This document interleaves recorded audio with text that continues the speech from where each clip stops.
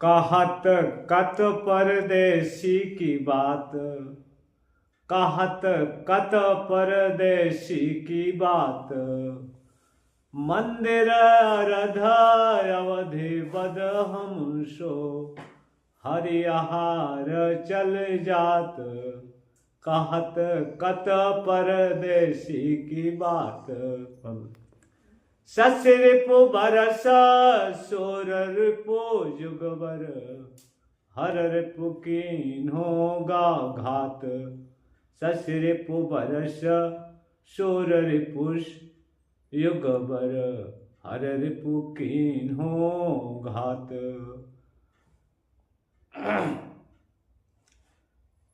मघ पंचक लई गयो सांवरो, मघ पंचक लई गयो सांवरो। ताते अति अकुलात, वेद नखत ग्रह जोरी अरध कर। वेद नखत ग्रह जोरी अरध कर, सोई बनत अब खात।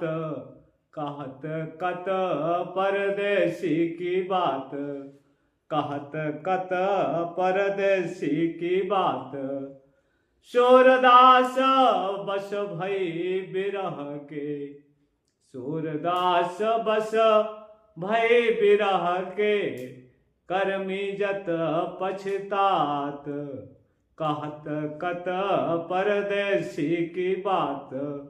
कहत कत परदेसी की बात। ये उद्धव जी से गोपिकाएं कह रही हैं, जब श्री कृष्ण जी मथुरा चले गए और लौट करके नहीं आए, तो गोपिकाएं राधा जी उद्धव से बता रहे हैं कि मैं अपने उन परदेसी श्री कृष्ण के बारे में क्या बताऊं, क्या कहूं।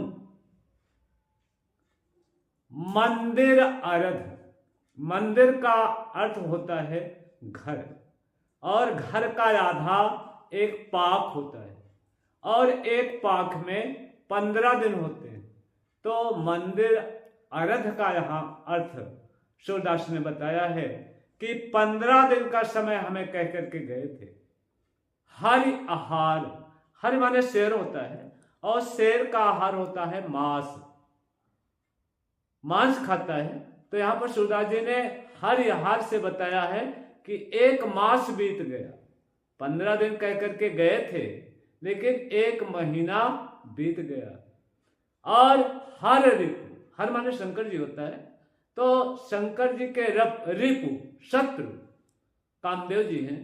तो गोपिकाएं कह रही हैं कि हर रिपु कीन्हो घात, अर्थात कामदेव ने हमें अपना निशाना बना लिया है।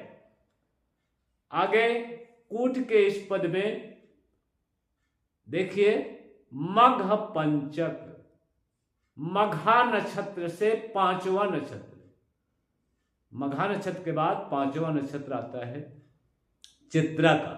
मघा, पूर्वा, उत्तरा, हस्ती, और इसके बाद चित्रा। चित्रा 5वां नक्षत्र है। तो मघा नक्षत्र के बाद 5वां नक्षत्र जो आता है वो चित्रा है। तो चित्रा का मतलब है चित्त, अर्थात हमारे मन को ले गयो सांवरो। श्री कृष्ण अपने साथ लेकर के चले गए। कहने का मतलब यह है कि मेरा मन तो श्री कृष्ण पर लगा हुआ है। मग पंचक ले गयो सांवरो, ताते अति अकुलात। इससे हम लोग बहुत व्याकुल रहते हैं, क्योंकि हमारा मन तो कृष्ण के पास चला गया है। आगे कूट के पद में वेद, नखत, ग्रह, जोरी, मतलब वेद को जोड़ लीजिए। वेद होते हैं 4 वेद। वेद, नखत, नखत होते हैं 27 में 4 जोड़ लीजिए। 27 4 वेद, नखत, ग्रह, ग्रह होते हैं 9, नवग्रह कहा जाता है। तो वेद 4, नक्षत्र 27 और ग्रह 9, इनको जोड़ने पर होता है 40। वेद, नखत, ग्रह 27, 4 और 9 जोड़ने पर होता है 40। और आराध्य कर, वेद नखत ग्रह जोरी आराध कर, उसको आधा कर दीजिए। तो आधा करने पर 40 का आधा होता है 20। तो गोपिकाएं कह रही हैं सोई बनत अब खात, अब हमसे वही 20 का मतलब है विष अर्थात जहर। हम गोपिकाओं को और कुछ भी सूझता नहीं है, हम तो अब चाहते हैं कि विष खा करके, जहर खा करके अपना प्राण त्याग दें। सूरदास जी कहते हैं, सूरदास बस भई विरह के, हम गोपिकाएं अब श्री कृष्ण के वियोग में इतना दुखी हो गए हैं, इतना व्याकुल हैं कि कर मीजत पछतात, कि अपने कर माने हाथ को मीज करके पछता रहे हैं। क्यों पछता रहे हैं? कि हम कृष्ण को जाने ही न देती, अगर ये जानती कि वो लौट करके नहीं आएंगे तो हम भगवान कृष्ण को गोकुल से मथुरा जाने ही न देती। अब तो जा करके मुझे हाथ मीच करके पछताना ही पड़ रहा है। ये आपके कोर्स में है और कूट का पद है। आप लोग अच्छी तरह से इसको जान लीजिएगा और समझ लीजिएगा कैसे इसकी व्याख्या है। धन्यवाद।